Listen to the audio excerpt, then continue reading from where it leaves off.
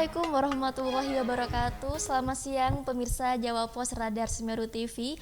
Jumpa lagi bersama saya Ade Aprianis dalam program acara Kuliah Ramadan bersama sahabat hijrah Baitullah di Jawa Pos Radar Semeru TV.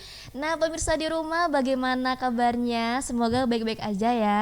Puasanya bagaimana? Semoga lancar, amin. Nah pemirsa, di tema kali ini kita akan membahas tentang hakikat Idul Fitri. Wah, ngomongin Idul Fitri ini Ustadz ya Ustadz. Sebelumnya pemirsa kita sapa Ustadznya terlebih dahulu. Assalamualaikum Ustadz. Waalaikumsalam warahmatullahi wabarakatuh. Ustadz, bagaimana kabarnya? Alhamdulillah, always good.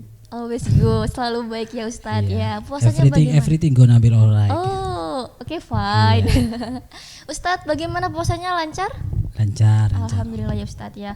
Ini Ustadz kan mendekati Hari Raya Idul Fitri Ustadz. Ya. Banyak sekali orang yang bergembira menyambut datangnya bulan suci ini, bulan Hari Raya Idul Fitri maksudnya Ustadz. Nah Ustadz, mungkin ada nggak sih Ustadz makna tersendiri dari Idul Fitri itu sendiri Ustadz? Iya, ada. Hakikat Idul Fitri itu kalau yang kita fahami kembali suci ya. Idun itu kembali, fitri suci. Jadi umpama dibuat nama orang Idul Fitri namanya, oh suci ini berarti. Dan kembali sucinya itu ada dua jalur ya. Ada hablum minallah wa hablum minannas. Ada sucinya itu berhubungan dengan Allah dan juga ada berhubungan dengan manusia. Itu terjadi pada Hari Raya Idul Fitri. Terjadi itu. Yang suci berhubungan dengan Allah, kita kan sebelum Idul Fitri kan berpuasa ya.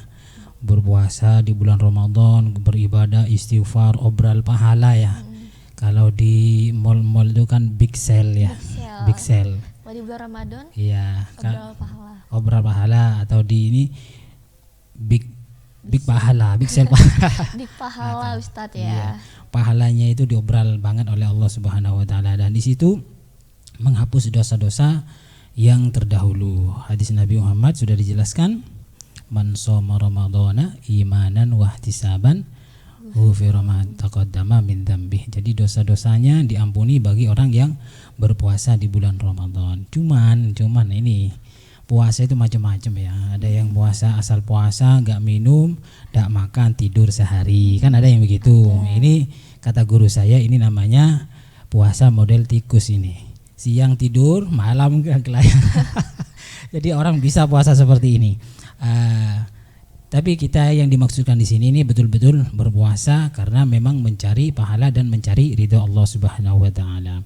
Kemudian ketika berhubungan dengan manusia juga akan suci, kembali suci. Kenapa kembali suci?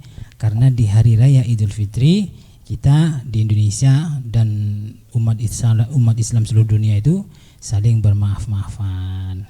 Kemudian ada yang mengadakan halal bihalal ya. Halal bihalal itu isinya saling memaafkan antara teman, saudara dan lain sebagainya. Jadi kembali suci yang berhubungan dengan Allah dan yang berhubungan dengan manusia.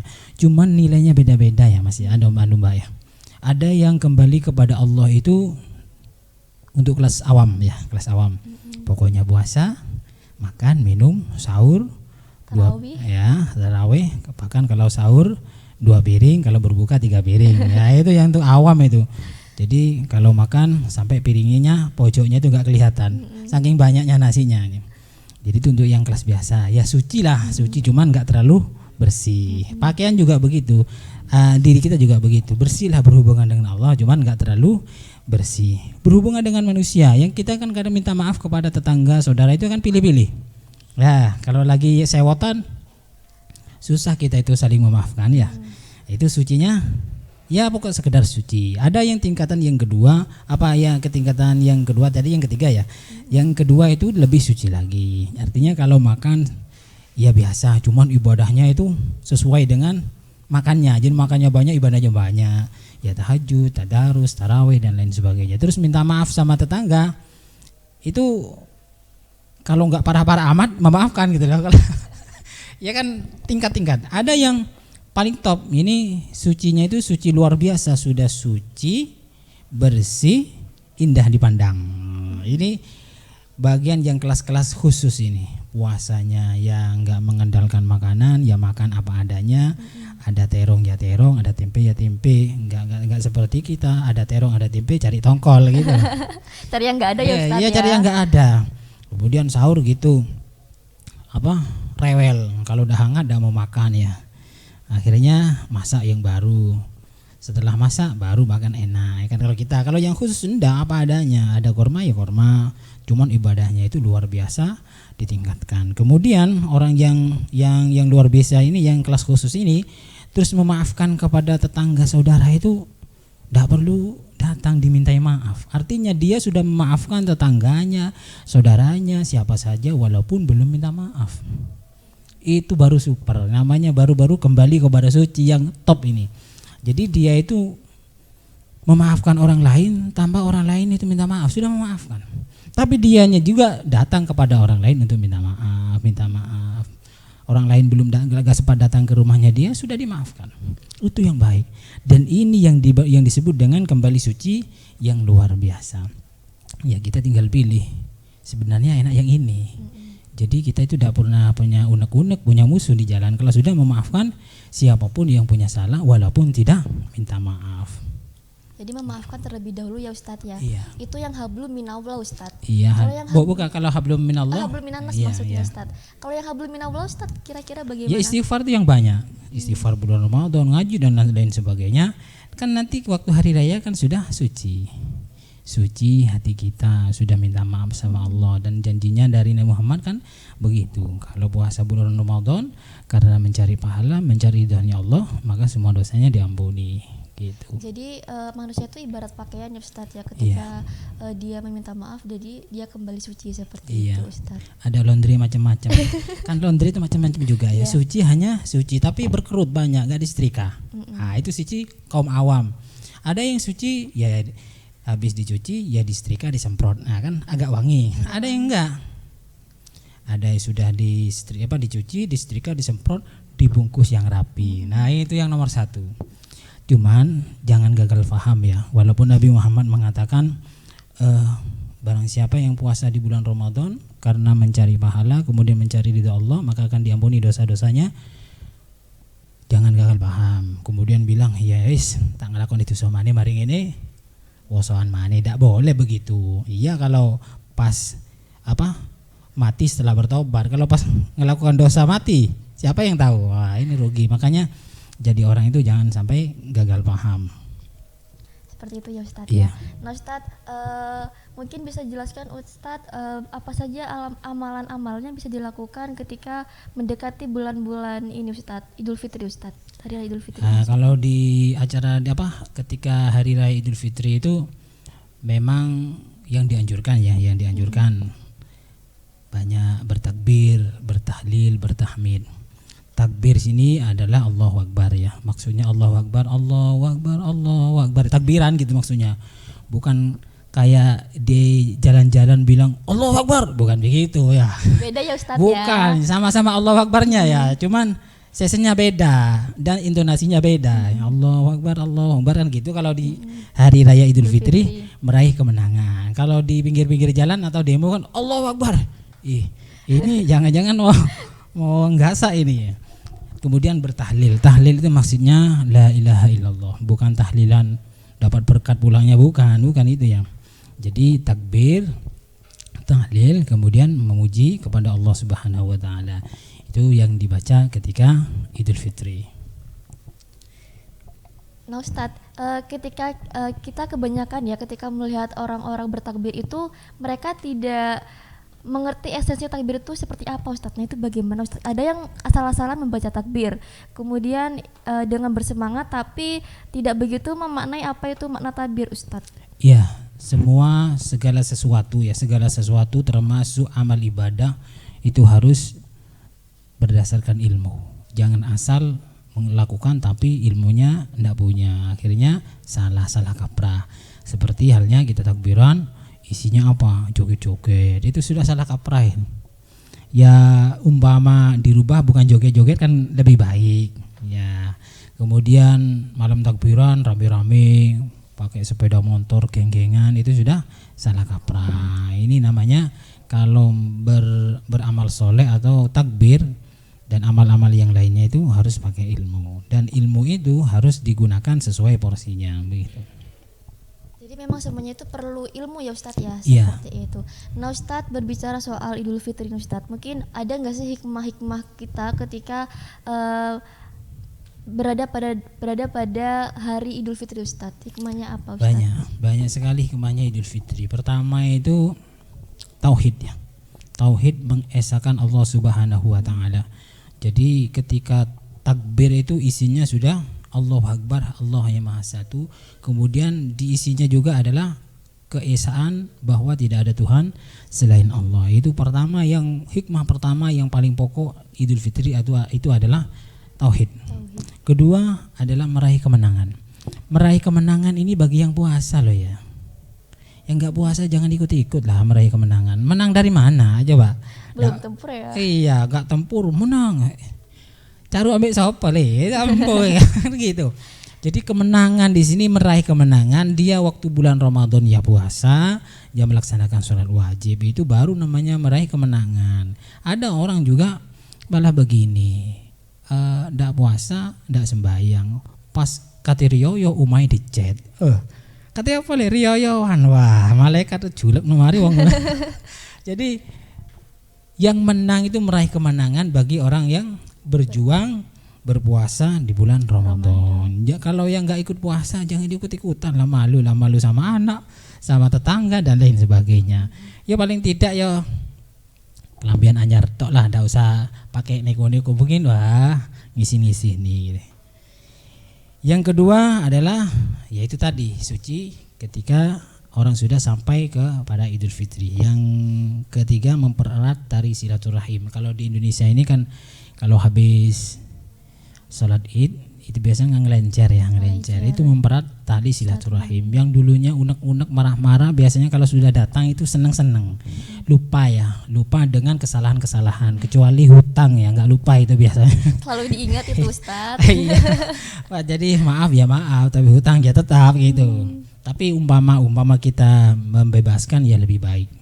Karena Imam Hanafi itu ya, salah satu imam besar di dunia, bukan di Indonesia, imam madhab, dia itu kaya, suka menawarkan uangnya untuk dihutangkan. Nah kalau yang hutang itu jatuh tempo tidak kuat bayar, dibebaskan. Ini enak, ini sama-sama enak. Dia yang punya hutang enak, tidak punya tanggungan. Yang punya uang enak, pahalanya besar. Tapi cari orang yang seperti ini kayaknya sulit ya. Ada susah ya. Iya susah. Jadi mempererat tadi silaturahim. Jadi memaafkan. Itu di Indonesia kan begitu. Kalau di negara lain mungkin kurang begitu ada. Kalau di Indonesia itu komplit. Kreatif ya, orang Indonesia itu lebih kreatif mungkin daripada negara lain urusan apapun ya, bahkan sampah pun bisa jadi berharga ketika ada di Indonesia. Kalau di luar negeri kan dibuang ke Indonesia gitu, di-create. Terus yang keempat saling memaafkan yaitu tadi. Yang kelima ikut menumbuhkan ekonomi di masyarakat. Jadi menumbuhkan ekonomi umat itu bagian dari syariah yang perlu dilestarikan. Jadi ketika menjelang hari raya mesti ekonomi itu tumbuh ya. Ada yang beli ini beli itu macam-macam, dulunya tidak ada jadi ada gitu. Itu bagian dari menumbuhkan ekonomi umat agar supaya umat itu saling melengkapi ya. Yang kaya ya jualan baju, yang nggak begitu kaya ya beli bajunya gitu. Jadi saling melengkapi ya Ustadz ya. Yeah. Jadi memang ketika kita berbicara soal Idul Fitri, jadi memang asik sekali untuk dibahas ya Ustadz ya. Karena memang hari kemenangan, hari di mana umat Islam saling memaafkan seperti itu, yang dulunya mereka belum akur misalkan bisa kembali akur seperti itu. Nah pemirsa jangan kemana-mana karena di segmen kedua kita akan membahas masalah makna Idul Fitri dalam segi agama dan juga segi sosial. Jangan kemana-mana, tetap di Kuliah Ramadan bersama Sahabat Hijrah Baitullah di Jawa Pos Radar Semeru TV. Kedua, jadi jangan kemana-mana, tetap di Kuliah Ramadan bersama Sahabat Hijrah Baitullah.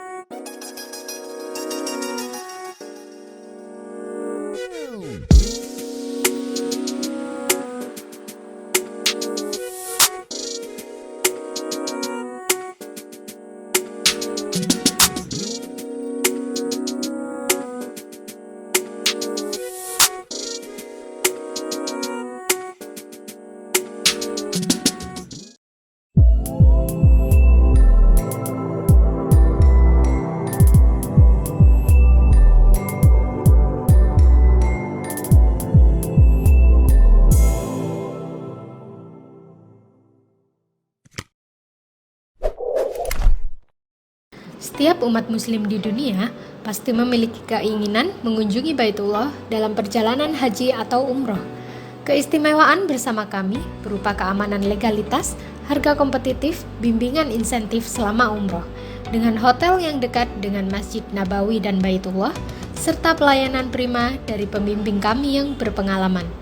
Mekanisme pendaftaran calon jamaah, pilih tanggal keberangkatan dan paket umroh atau haji yang diinginkan, mengisi formulir pendaftaran umroh atau haji, menyerahkan dokumen persyaratan paspor, pas foto 4x6 sebanyak 10 lembar, KTP, KK, surat nikah, dan akta asli. Mari umroh bersama SHB An-Namiro.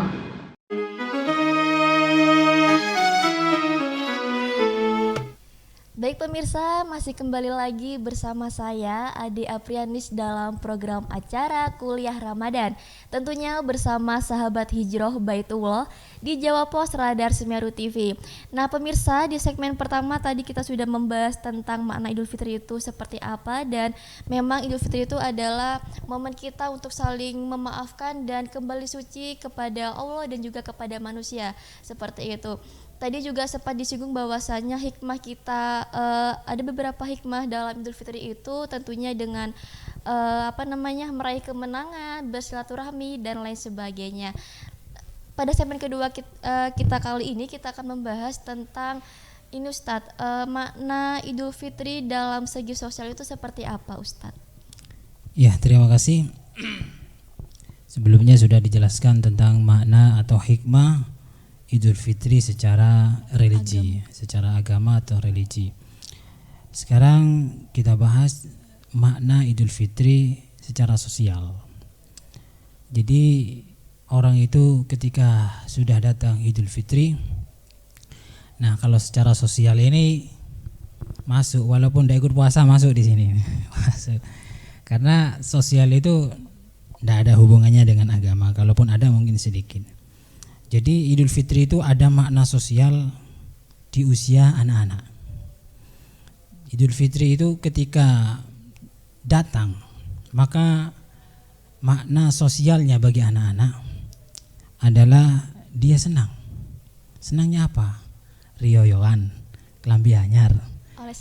Oleh sangu, ampau banyak kalau nyelencer. Bahkan ketika ke masjid atau ke musola pakai sarung, pakai baju, labelnya nggak dibuang itu. Nah, karena apa? Karena senang. Jadi teman-temannya biar tahu kalau baju dan sarungnya masih baru. Itu dulu waktu saya masih kecil. Waktu saya kecil saya gitu. Juga begitu, Ustadz. Jadi label bajunya itu nggak dicopot, label sarungnya juga nggak dicopot. Itu dulu. Kalau sekarang, insya Allah nggak ada bedanya. Jadi sama saja gitu. Itu makna Idul Fitri secara sosial bagi usia anak-anak. Ada yang ngelencer seneng, masih kasih ampau. Kalau di bulan Ramadan orang tuanya yang suka belanja, ya banyak uangnya ya.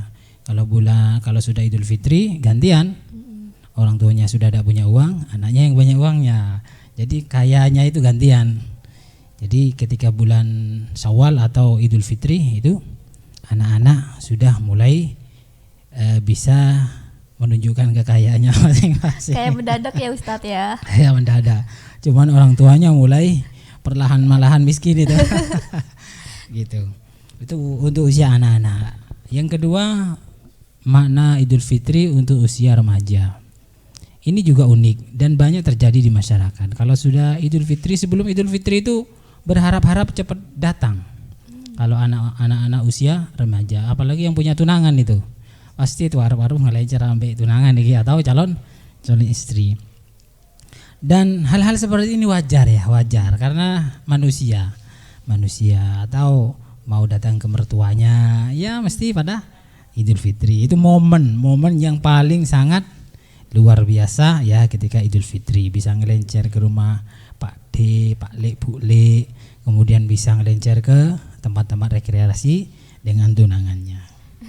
Kalau yang punya gimana Ustadz? Gimana? Kalau yang belum punya gimana? Kalau yang belum punya ya saja, menghayal saja dulu, menghayal agar supaya cepat-cepat dapat tunangan. Amin. Kemudian yang ketiga, usia masa kerja atau masa dewasa karena sudah kerja. Kalau sudah kerja itu biasanya ketika ada acara sudah sampai Idul Fitri, sebelumnya kan sudah ada THR ya. Ada THR, ada bingkisan, yang kerja, yang ngajar, yang apa saja. Mesti kalau sudah menjelang Idul Fitri ada THR, ada bingkisan, sembako dan macam-macam. Itu bagi yang usia kerja atau masa dewasa, ibu-ibu, bapak-bapak. Itu mesti apalagi perusahaan besar pasti bingkisannya besar. Jangan lupa bukan hanya yang bekerja saja yang dapat THR ketika menjelang Idul Fitri. Ustadz Kiai pun juga banyak itu. Ada sarung, songkok, baju. Itu juga ada yang seperti itu. Tapi insya Allah Ustadz gak mengharap itu. Kalau dikasih ya dan nolak.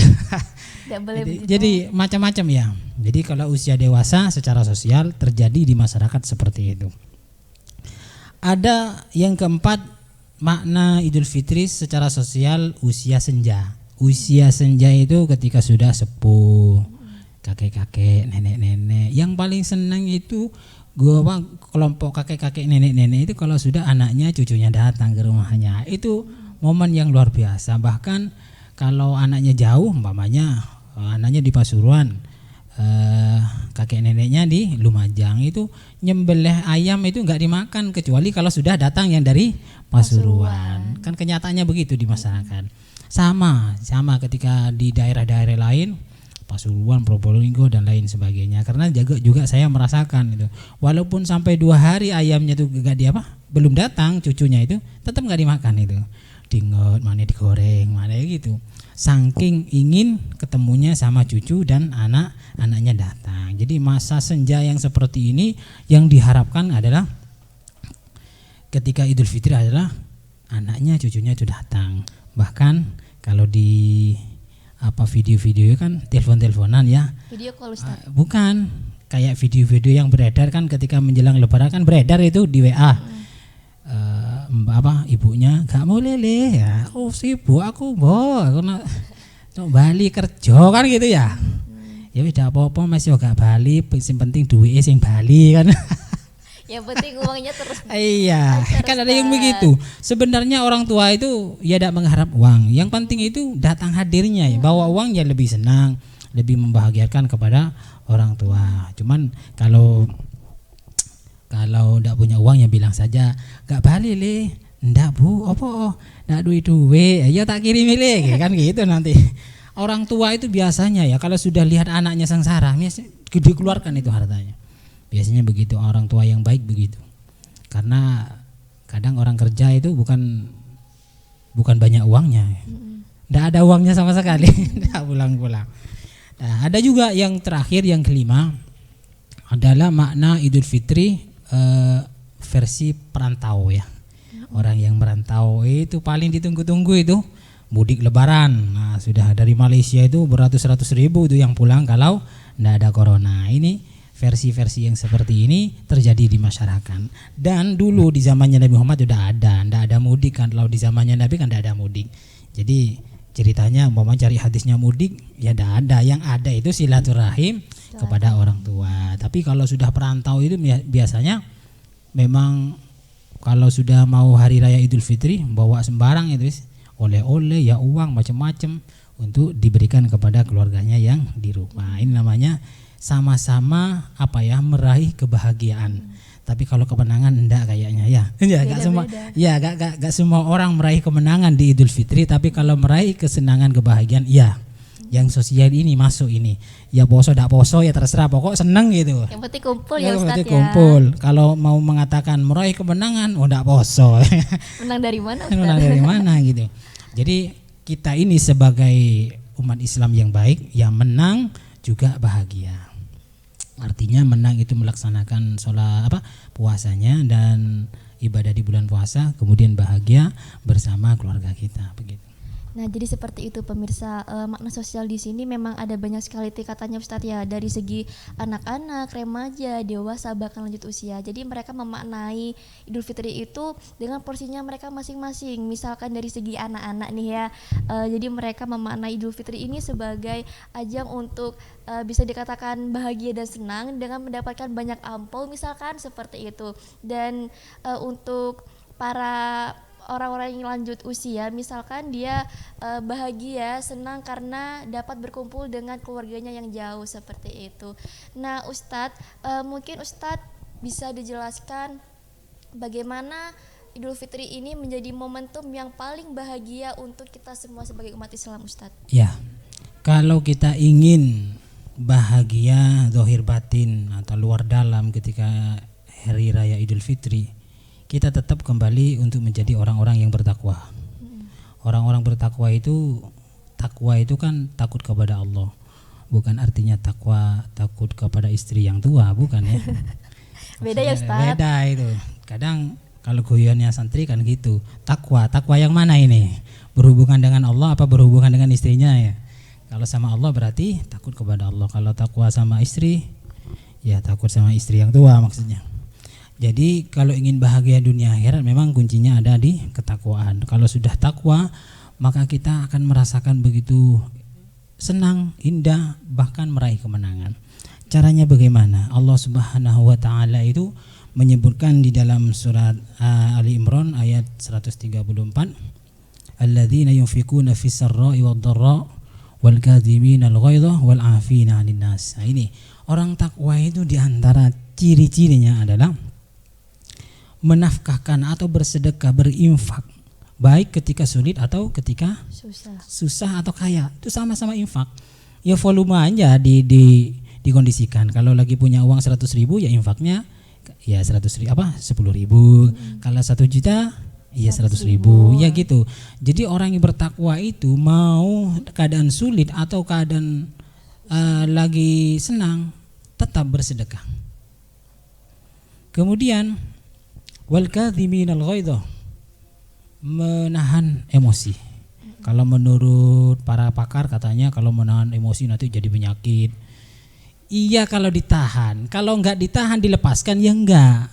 Sebab kalau menurut ilmu mungkin ilmu jiwa ya, ketika ditahan akan menjadi penyakit, darah tinggi, jantungan macam. Iya karena ditahan, coba dilepas. Wal kadhiminal ghaidha wal 'afina 'anil nas. Jadi ketika marah, saya marah sama Mbak Kazimin, ditahan dulu. Cuman setelah itu wal 'afina 'anil nas, memaafkan. Tahannya sebentar. Nah kalau ditahan terus ya bahaya memang. Jadi marah terus, unek-unek terus, mau marah terus. Jadi dendam ya Ustaz? Dendam akhirnya. Kalau Al-Qur'an bahasanya kan ketika marah ditahan dulu biar tidak sampai secara fisik marahnya atau verbal. Jadi ditahan dulu. Setelah itu wal 'afina 'anil nas, memaafkan manusia. Nah itulah orang-orang yang bertakwa itu tanda-tandanya seperti itu. Jadi dia mau sedikit atau banyak hartanya dia mesti sedekah. Kalau lagi marah ditahan dulu, kemudian dia memaafkannya, sudah apa-apa begitu.